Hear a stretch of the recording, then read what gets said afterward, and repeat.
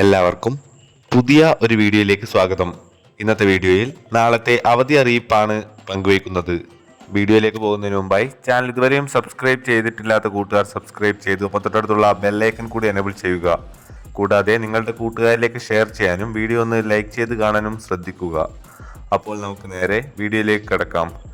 ജലവിതരണ പ്രശ്നം.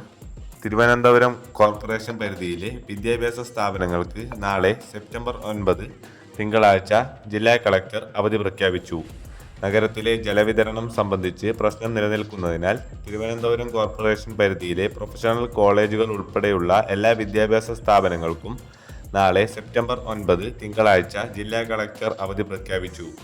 സാങ്കേതിക വിദ്യാഭ്യാസ വകുപ്പിന് കീഴിലുള്ള കോളേജുകളിൽ നാളെ നടക്കുന്ന പ്രവേശന നടപടികൾക്ക് മാറ്റമില്ല. Thank you for watching. By.